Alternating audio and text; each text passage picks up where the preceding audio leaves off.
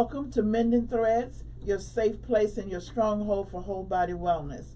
And we're going to have a great show for you today. We have Dr. Floyd Atkins with us from the Center for Wellness and Healing, and we have Dr. Janice Sanders, our registered nurse. We're going to be talking today about a topic that you might want to stay here and not leave for a commercial or a break, so that you can get all of the full information on not only the virus, but how to develop resilience during this situation and how to maintain your health and wellness. Good morning, everybody. Good morning. Welcome to Mending Threads, your safe place and your stronghold for whole body wellness. And we have with us our own lead treatment team, Dr. Janice Sanders, registered nurse, and Dr. Floyd Atkins from Center for Wellness and Healing. And we want to do some plain speaking today about what's really going on in our lives as it relates to the pandemic, and everybody's tired of talking about it. But now what we need to do today is to focus on some critical points that's going to be helpful, and I think longevity, or to save our lives, or to get us healthy and moving around during this whole, leave us healthy, moving around during this period in time. So some topics that we want to cover would be the way in which we think, the manner in which we think about the situation that we're involved. It seems to be that as we're riding around doing our wellness assessments in the community, finding out that people are, when I say people in general, groups of population, are not believing that this is something serious or real. And then the second part we want to look at is, what can we do to better help ourselves in facing many of the different illnesses, even those that are about to come during the flu season. So first, what I would like to do, Nurse Sanders, I do in audience, I really want you to know that Dr. Sanders is using my other computer in the other room. So therefore, you'll see her name there, but it should be Dr. Janice Sanders, registered nurse. Okay. So Dr. Sanders, could you please kind of talk to me a little bit about care, as to where we are, and what your thoughts are about some of the things that we've spoken about, the disbeliefs or the behaviors. Mm-hmm. I've been getting a lot of calls from, friends, relatives, church members as to, are we reopening Houston too soon? What are we going to do? Some people want to get out there and do what they want to do. Others are saying, should we continue to stay at home? We go to Walmart or different places, some places requiring you can't even come in without a mask. Some people just don't wear a mask. They don't believe that this is the real deal. And so we're living in uncertain times. People are anxious, they're afraid. Even people of faith are questioning, what can we do or what should we do? Now, we know that this is not U.S. first rodeo on any epidemics or pandemics. As I was doing research so that I could, tell the truth to the people, I went back and I was looking at how we have been affected by different viruses and diseases way back. And I know Dr. Atkins knows about these different epidemics and pandemics that have affected American people and around the world. When I was looking at it, it was smallpox in 1633. How it took out the Native Americans, almost their whole tribe. It took them out, and then back then in Boston, there were about 5,000, about 5,800 people that were affected, and 844 died. Mm-hmm. I mean, those numbers may sound small, but back then, that was a big thing. And then until Edward Jenner developed a vaccine, we were really, really, really affected. Then there was the yellow fever in 1793 in Philadelphia. Mm-hmm. 17,000 people tried to leave the city because so many people were dying. And we got this from the Caribbean. And so a vaccine wasn't developed until 1935. So this is not our first rodeo by any chance. The thing is resilience. And to me, resilience is different from survival. Resilience is the ability to bounce back, to come back stronger, more effective.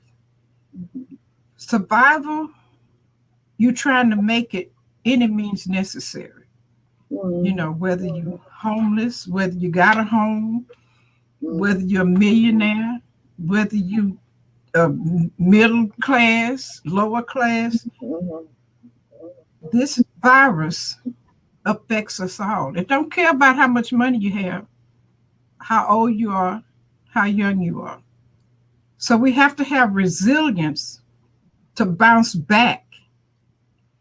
And you're using a plan. This is not something that you just out there willy-nilly doing. You have a plan to make it, to bounce back, not just to survive, but in resilience, you are surviving, but you're surviving with a plan to live. So, so Dr. Sanders, Mhm. so Yes. can you hear me? Yes, ma'am. Can you? So what I'm if you can't hear me at any point, let me know. So what I'm saying is you're talking about to bounce back and whatever. Would not one have to really believe?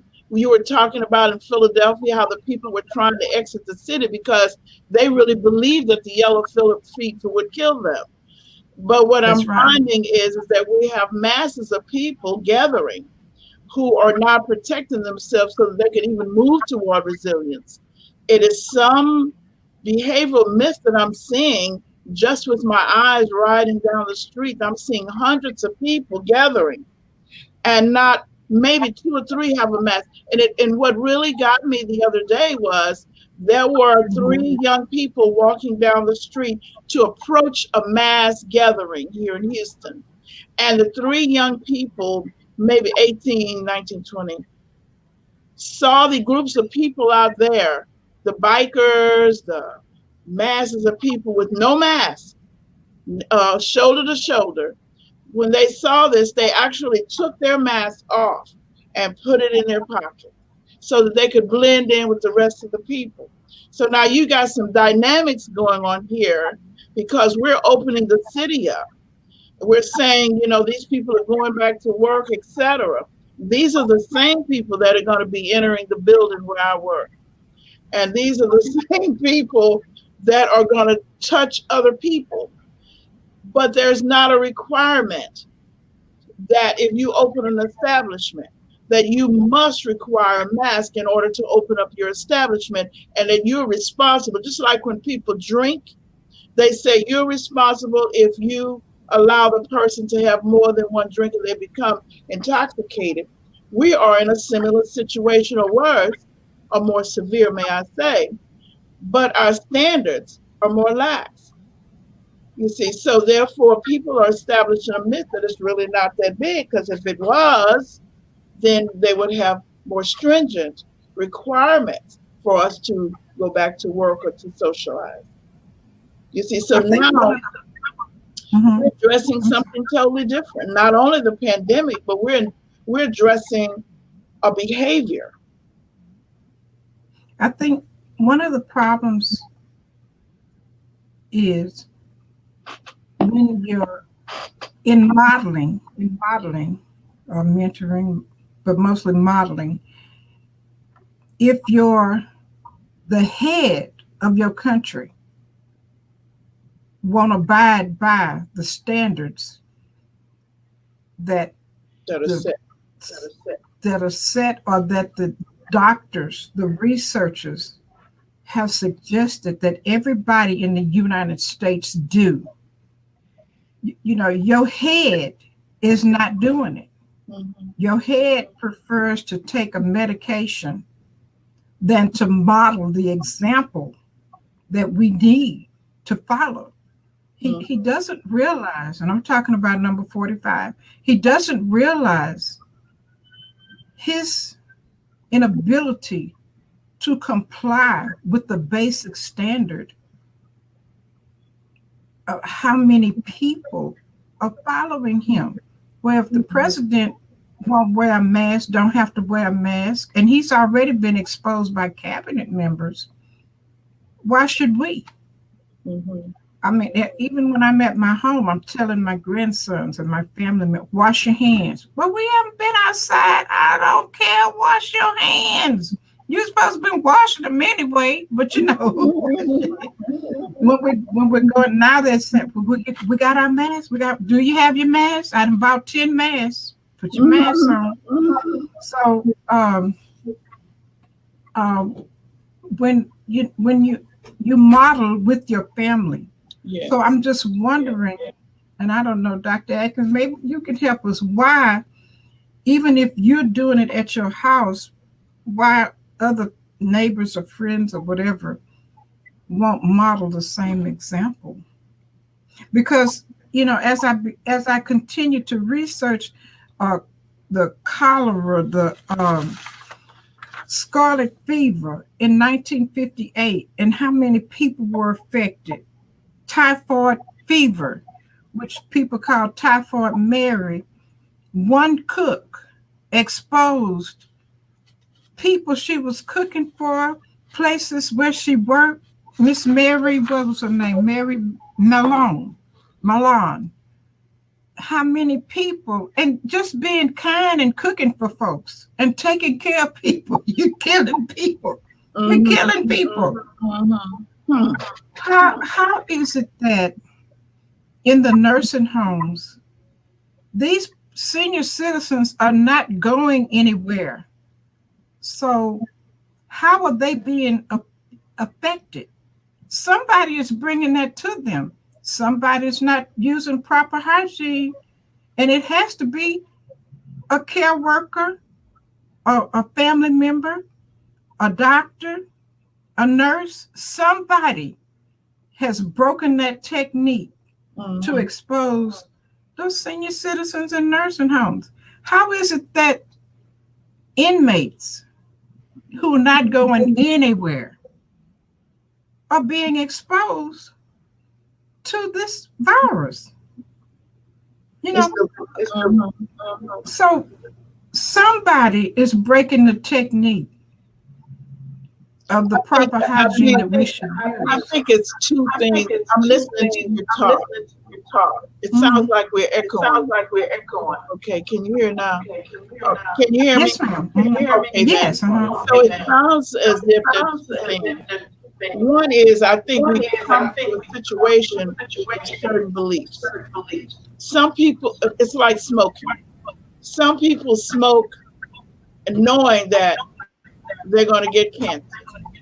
They know that it's a possibility, but they talk themselves into the idea that I won't be the one.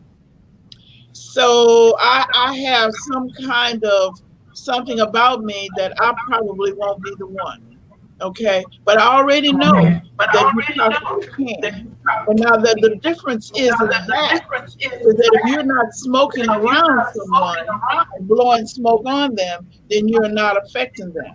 So the other end of it is that during the pandemic, it's a little bit different. Not only is that going on, your disbelief about it happening to you, but you're in a position that you can actually spread it to someone else. So it's a discounting or devaluing I think of our lives, or the importance of our lives and those of other people. So it's a little bit something going on that we need to pay attention to, that I even see in the driving and of many other things. It's a lack of care. It's a lack of extending yourself past yourself. It's more about only what I want or I desire. So don't let me get in my soapbox. Let me hear what let me hear what let's see what Dr. Atkins has to say about this, how it's affecting our bodies and what's going on here as we talk about this. Yes. Well, I have to agree with everything that's been said so far, that it is a behavioral issue. It is a psychological issue at this point. I think one of our biggest problems with today compared to the past pandemics or the past episodes of mass disease is that our information age is really affecting us, because number one, what I see from people calling our office and speaking to people, there's so much misinformation. A lot of people, there's so much information out there. People choose to believe what they want to believe. And so if one person say you can wear a mask, and they say I'm gonna wear a mask. The other person, I don't have to wear a mask. They won't wear a mask. Mhm. Again, you said like 45 says if he doesn't wear a mask, and a great majority of people follow that rule that they don't have to wear a mask, or they're not going to wear a mask. Uh, but the overwhelming, or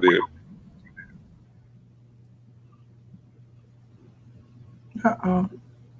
the main problem is that the if you don't see the virus, or you don't have any symptoms, people are not afraid. They don't really care about it. They don't think it's real. They have to, like Dr. Lewis said, you have to see the smoke blowing in your face. You have to see the secondhand smoke. You have to cough and choke before you really believe it's there, and it is there. And what I tell patients today, or tell people today in general, is don't focus on the virus or the problem. Focus on yourself. No matter, Mm. viruses have always been with us, they will always be with us. So we want to focus on what do we do to enhance our own health, and that's really where I see the way of getting past it is right now. I did a show just yesterday on immunity, and I talked about how immune function is not the same as it was 20, 30 years ago. I mean, you Mhm. mentioned the pandemics with smallpox or typhoid fever. The difference is with those is that those were things that created naturally in nature. They were created, and body has a defense against them. When it comes to typhoid, or when it comes to malaria, when it comes to smallpox, our body has defenses against those things that can develop over time. I mean, they're more. Uh, they can kill more people, they can cause more problems. But one thing I know today is that the viruses that we see today, especially these I call designer viruses like the COVID, the whole corona is a line of viruses that didn't develop in nature. They were developed in laboratories. So Mhm. therefore, we don't have a natural defense against those. So we have to do things to make sure our immunity is able to withstand those things. Although many, many people have died from the virus, but if you look, as you quoted in those past pandemics, um, we're only maybe 10% of the people. There are millions and hundreds of thousands died before, millions around the world. And we haven't got to that point. But the factor is our bodies are not the same. We can't handle the same type of insult or stress or attack as we did before. So again, my goal is that number one, we have to start off with balancing the underlying system of the underlying basis of problems, which is our immune system. That goes down to immune function. That goes down to what we give our bodies. I think our bodies were designed to handle anything, but we have to give it the things it needs to be able to do the work it needs to do. And what I see, we live in a processed society. We live in a fast food society. We live in a society that doesn't really focus on health. We live in a society that focuses on, well, our whole healthcare system is based on emergency. If you have a problem, then there's an emergency room for you. So when you're laying on your back on the sidewalk, looking up at the blue sky, wondering why am I down here and I can't get up, then you have a 911 number to call. But who do we call when we want to practice prevention and not have this having Yes. to 311 and 611 to call and say, what do I do now before I end up in a vulnerable situation? So Right. I look at the Mending Threads is one of our 611 numbers to call. It says, where can I get information to tell me what to do? Because if I focus on that, I don't have to worry about what the virus is going to do. I have to worry about what I'm going to do and how I'm going to take care of myself. So that's the main focus. So I really tell people it goes back to nutrition again. When you don't have the phytochemicals, when you don't have the vitamins and minerals and antioxidants, when you have the things that your body needs to build your immune system, to make natural killer cells and make white the leukocytes and all of the macrophages and everything we need to protect us, then we're already in a losing situation. So we want to focus on those things. And then once we do that, there are things that support that also, like we talk about herbal medicine and we talk about nutritional supplements. Those things support us in a time of need or when the need is greater. And so, I want to discuss some of the solutions for that. But I think the important discussion we're having today is how do we change the mindset of people to realize that there is a problem?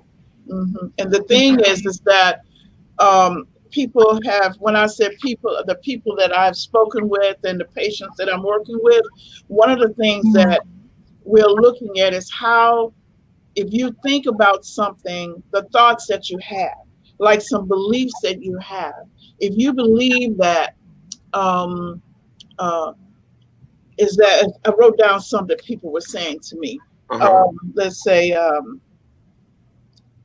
the things that people are talking about is just what they want to do to control you. Yes. So that was one that someone said. Yes. They're talking about it in order to control you. You're responsible for whether you get sick or not. Well, let me stop you for 1 minute, Doctor. When you said when people want to control you, and I want to ask you kind of questions because I hear these same things all the time. That's right. The fact that people hear that and they don't do anything doesn't realize they're getting control right there. That's right. Because you're not doing anything when you need to do something for yourself, because it's always a process we have to go through. You have to do, you have to be a doer and not just a hearer only. Yes.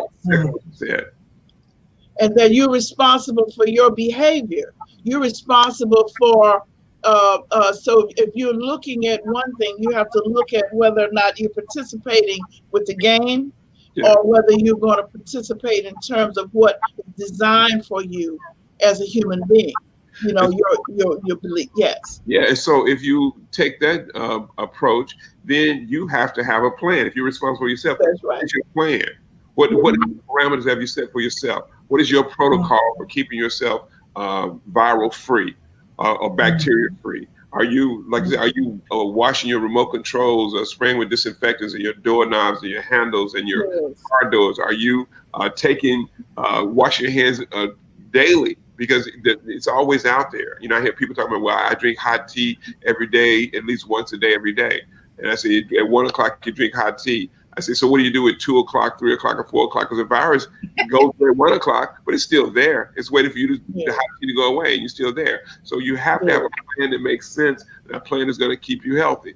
And what else do you hear? Yes, and also people are not thinking part of your plan needs to be also changing your shoes at the door. Okay, because I read something about that, and that how the disease is everywhere around you, and so when you walk in, what you attract in everything, and I don't know how long you can live or whatever, but that it was important to take off something and have something else that you're going to put on, than to bring stuff from the outside to your home. Now I don't know the validity of that, but I know it sounds feasible. I know. And then that's a good. I'm sorry. What we do? Yeah, what we do in our house is we have a bottle of hand sanitizer. We use the liquid advantage concentrate, which is a bottle like this, and we put 30 to 40 drops in about 8 ounces of water, and we put in a spray bottle. And when we come in our house, we not only spray our shoes, we spray our hands, we spray things that come in. It just has a natural course before we do anything else. So yes, you can bring it in with you, but you have a plan that you want to keep your house a sanctuary. That's right. So it's nothing wrong with that, but as long as you have a plan and a process, it's to say what Yes. So that's the key factor there. So Dr. Sanders, you were getting ready to make a comment. Yeah, listen, I'm 65. I don't forgot. But what I wanted to say, Even I remember my mom telling me when I'd come over to her house when I get off from working nights, take those shoes off at the front door. Don't bring That's that right. mess up in Up here. in my You know, up in when my we had house. the Ebola scare when we had the when the HIV first started getting, noticed back in what the 80s, mid 80s or Minnie. 70s. And she said, "You don't know what that stuff then caught hold to, And so take that off, take that lab coat off, take that." She would have like a little drape for me to put on. Take that uniform. I don't bring that stuff up in here. I'm too old for that. And so many of my friends that are foreigners, when you go to their house, you take your shoes off at the door and you put the flip flops on Yes. uh, that's going inside the house. You don't bring those nasty germs inside. And when I was looking at, researching this and going back, they were showing some of the children in other areas across the world are going back to school. And the steps they have to take before they even get through the door. You got to step in the pan. That's for your shoes. That do your little shoes. Jump out. The temperature taken. Sanitize your hands. Spray your backpack. Spray your front. Spray your back. Put a mask on. Put your shield on, and then you ready to learn ABCs and one, two, threes. I mean, what effect is this going to have on our kids? But that's what they're doing, and still, even though they did this process, kids still were testing positive for coronavirus. That's right. Yeah. Well, So the what are research we is showing, Dr. Sanders, going that even years ago, that the children, the trend is once a child goes through some similar trauma as this, particularly if they're younger of age, but also to? adolescents are going through the same difficulty. And what's happening is that it's affecting them. Their fear is overshadowing the uncertainty, and they don't have the cognitive process or the ability to process it in their minds to see what they could do to prepare and what that would do to help them. So their fear is growing larger, so to speak, and it seems to be affecting their memory and how they're functioning, what they can recall. So you can even Mhm. see some of the traumatic effects that they have in their dreams and nightmares and those things. And it's saying that what we have to do every day thus far, because we really don't know all the interventions that we would need to make. But that one of the things that families are going to have to really begin to do is to start telling stories of how people have overcome situations so Yeah. that they could hear a sense of efficacy, that they're going to have to look at more stories together to look at how a person actually survived and what they did, Yeah. how they would get hot water and pill. They need to see people actually working. And the other thing, you mentioned that, and I've been thinking about it, is that sometimes we have been overprotective with our children and they have not really gone through any kind of suffering to prepare for this situation. Yeah. And so sometimes it may be good to let them see people who are having it. We want to shield them from seeing it. But it seems to be there was something in the American Psychological Association that says that children who go through difficulties tend to have more resilience. So, but Yeah. if they go through difficulty with support, they will have their resilience. But if they do not go through the difficulty, when they meet obstacles, they begin to state things like, this should not be.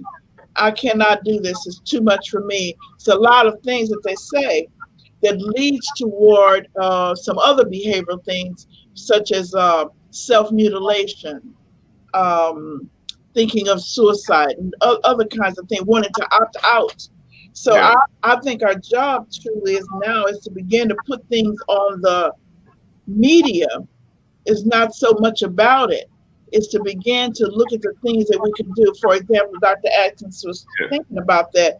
So it would be wonderful for children now, which we are planning to do some shows on that, what children can do with food preparation to help their bodies, how they could really think about a difficult situation and to make sure that they overcome it. What can they take to so they learn?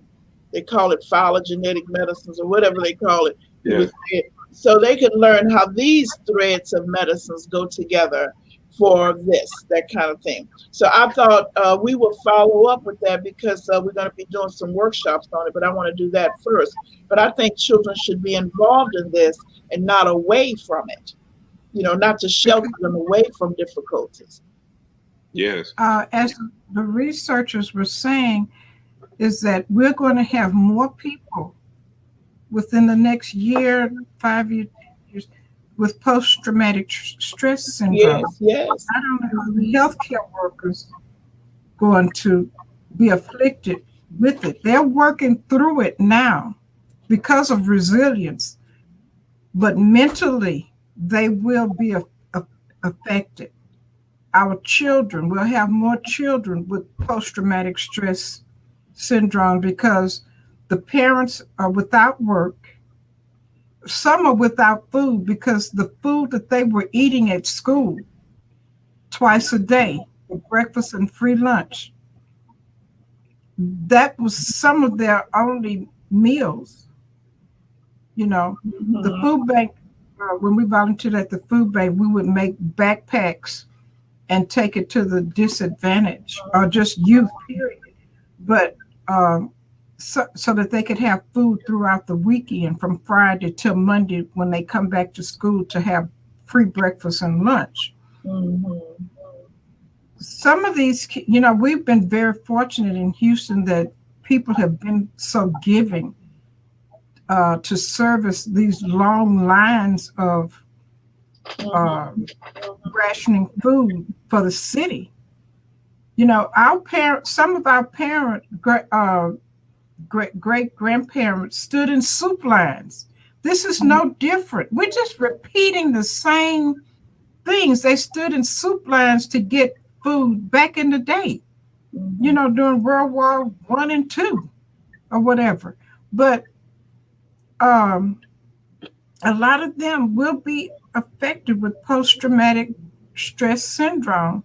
And this telemedicine that they're creating, like people would get your number and call you for counseling and all. Some just need a plan, a method to work through a crisis. We don't have to be medicated or whatever. We just need to tell Mhm. you what's on our mind, and you help us develop a plan to work through this crisis, this pandemic. Because Mhm. my 4-year-old grandson, I was just dusted and I sneezed. It was just dust, okay? And I sneezed, and he said, "No, not sneezing to your arm. I don't want the corona." I said, "Okay." I'm sorry. I was just dusted. If you get off my back, I can do what I need to do. But I mean, Mhm. everything is the corona. It's the corona. So I mean, he's 4 years old. He's 4. So Is that I'm fair? for those little ones like 4 and older. Mhm. I'm trying to give them a whole new take on it.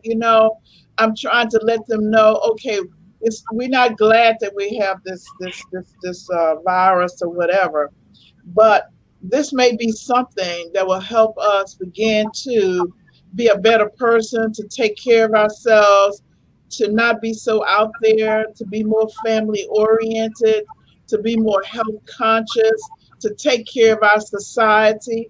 Now we need to go out and plant. When we were growing up, we had to, if you remove the tree, you had to put 2 trees back there. Yeah. And Mhm. so what we need to do is to become conscious of what a tree can do.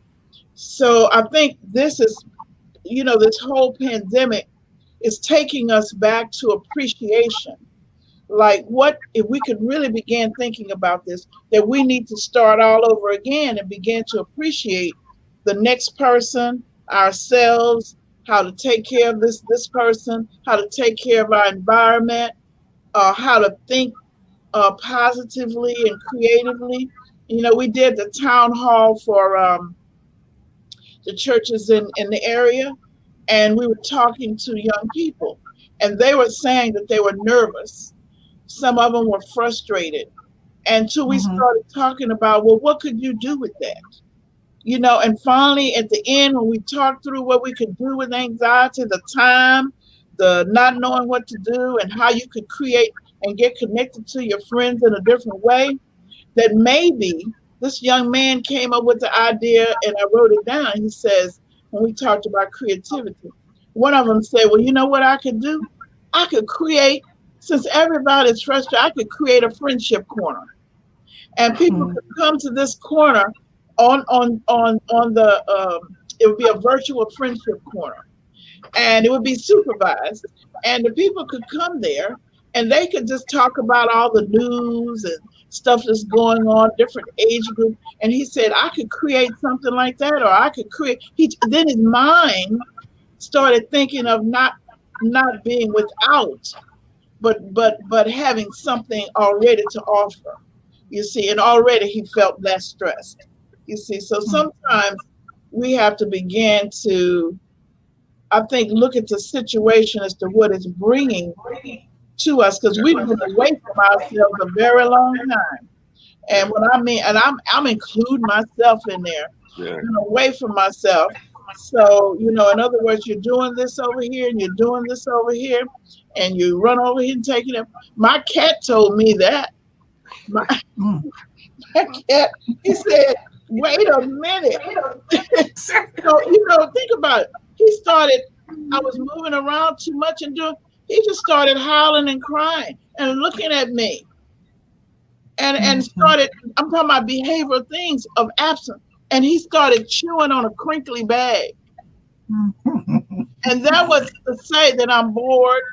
I need your company. I need your attention. I need blah, blah, blah, blah, blah, because you would do, I had to put everything down. And that's what we need to do with our children, and give time and talk to them, and show them some love and touch and whatever and all that kind of stuff. So right now, that's what this pandemic is bringing, is refocusing us on what is really more important, and that we don't know everything, and you don't control everything, and something else is controlling more than what we think is controlling. So we even have people question about that. yeah, So there, so you know, but I'm saying that we gonna refocus here in a minute, yeah. okay? Look, and it's a vicious cycle too. You know, when people worry and have stress and anxiety about that, it over time that chronic stress tends to weaken your immune system all over again. So then you become more susceptible every time we go through this. And like I said, it's a lack of knowledge or lack of understanding which causes people to create the atmosphere of fear. And you know, I always hear so much. I was always telling people, well, people watch the news so much, and I think that's a big problem because I feel that the news, the media in general, doesn't support the idea of health and wellness because they're also creating this negativity that causes people to have stress and anxiety and self-perpetuating, not because they're demonic, but because they sell news that way. They get you to stay tuned in if they have something bad to tell you. And people realize that. So we have to, number one, turn the TV off. We have to have a good source of information. We have to focus on, like, we use the words that describe what we're going through, like we quarantine. I really despise that term. I tell people I'm on a retreat. I'm not on a quarantine. That I'm not disinfecting my house. I'm sanitizing. I'm making things better. You want to do these terms of uplifting, from a psychological, social standpoint. These are the ways we have to look at it because things are different, and we have to accept the differences and not feel depressed because we can't have things the way we used to have. We can't go out and hug and kiss. I think hugging and touching people is a good thing. Hopefully one day we'll get back to that. But in the meantime, we have to use sensible steps to be able to Right. prevent the spread of a disease because we know it's out here. We see people are having a problem. And then it's a discussion for another day because I from a health and medical standpoint, There's concerns I have about the whole idea of the pandemics we go through, because in the larger scheme of things, there was almost an equal or worse pandemic in 2013. When H1N1 came in 2018, it killed 60,000 people. Yeah. Nobody said anything. You Yeah. know, now we had 90,000 people, and I'm not sure, because I know for a fact that in the healthcare industry, if a person dies in the hospital and they have diabetes and have high blood pressure and have heart disease, and they die, and they test them, and they found evidence of coronavirus in their body, they list their death as corona, when it could have been the heart disease, could have been the diabetes, it could have been something else that actually killed them. So they're classifying everything that way. I don't appreciate that. And this is what I have two sons who are in the healthcare profession, who are doctors. I have other friends of mine who work in ERs and places. They said they're uh, they're pushed to classify a lot of deaths as corona. And the underlying cause that people don't realize is that it's mainly because hospitals get reimbursed when you use the corona Yeah. as a cause of death, as opposed to they just died of a heart disease or diabetes or complications. So that's another big factor we can discuss. And when people learn that and understand that, yeah, in society, in life, we're going to go through things. You touched on the point, Dr. Lewis, that people are not accustomed to going through things. You know, they crumble because they say, I can't take this, because they haven't gone through things. The more you go through, the stronger you become. You realize, I can do this. This is something that's not impossible. This is something I have to do. So getting to that point is our challenge as far as healthcare providers, and having that message of wellness and health and being proactive about our health. We need to, and we focus on planning what we do instead of what's going to happen to us. I think we'll do much better. I think even Yes. Dr. Sanders mentioned something earlier. I Yes, think even caring about other people, if we could look at it this way, we African Americans, we as some people say, oh, Dr. Lewis, we're not African Americans, but I'm not going to get into that. But Black African Americans, um, Hispanics, persons who group together. yes, Okay, this is what I want to say. Culturally speaking, this virus is something that is going to be shown more tentatively speaking, the way that they describe it, in populations that historically or culturally group together. yes, So if you look at it, we tend to more people live in one house together, or we're gravitate toward being together. yes, And I'm not going to even get it because we'll be here all night. In a cultural way, um, where we derive from. It means how we handle nature and the balance. So that may have something to do with the resistance to do something that's consciously separating us. yes. And so we're going to try to get somebody on to really kind of talk about um, that little piece. But that's a concern, because if you begin to look at it now, what has to happen is, in order to fulfill that need to group or that need to be connected or linked, we're going to have to emotionally or spiritually find a way that we can generate that with each other to sustain healing. And that's going to be a whole focus somewhere. Somehow we're going to have to do that. Well, Mhm. that message has to get out, because you realize in the society, in the world today, globally, the move is to me against you. That I'm going through this, I'm going through that, even from our country, especially from our country, where Yeah. he said China is a problem, the Europe is a problem, everybody else is a problem. So it causes division. There's a big division going on, even within Mhm. even within cultures, even within communities.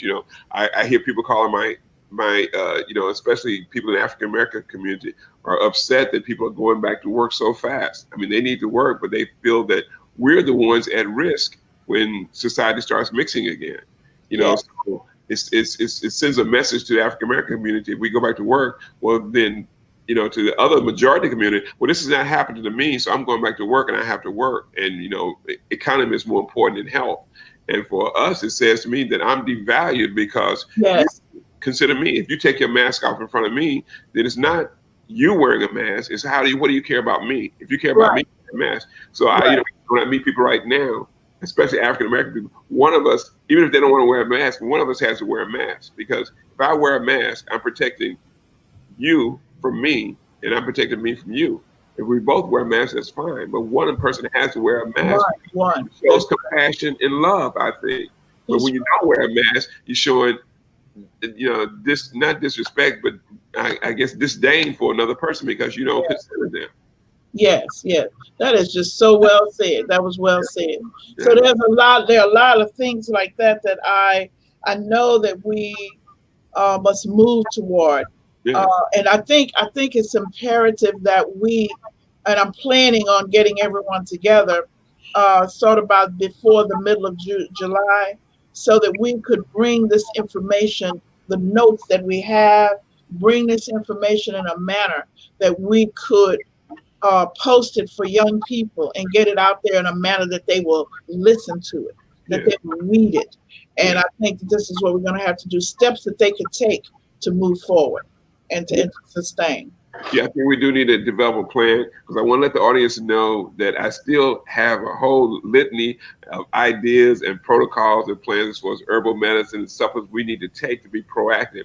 But I think this discussion we're having today, to get people to understand that their thinking must change, that they must adopt a plan or a protocol or a guide to go by moving forward. Because if you don't do that, you're gonna, be lost and go into that spiral of depression, uh, about the whole situation, especially young kids. When we talk about the graduation and people not being able to go back to school, I don't know how I would react if I finished high school and I couldn't go to college, or I couldn't have that experience, and people are not having that right now.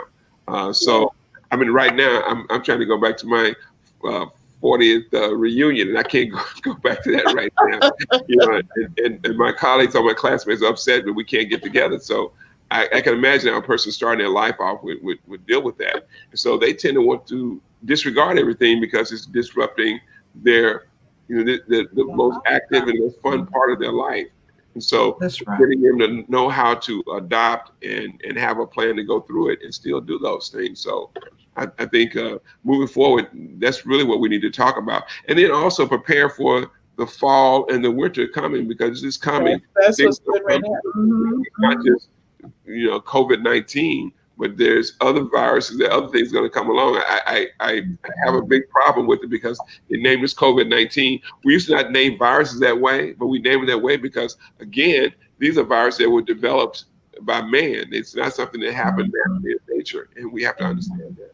I Uh, think if we could include this on our show on next month, if uh we could really look at youth, maybe we could harness us some and to come in this time of morning to talk with us about this, and begin to see what they understand about herbal medicine, and once we talk about it, what they questions they may have and how they would use it in planning in everyday life, to see what yeah, they have to say, and then they could become the leaders, um, for something else. You see, to get the message out. I think so.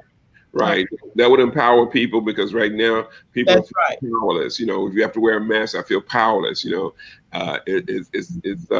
So we have to overcome that. We have to give people power, give them the power back. Yes.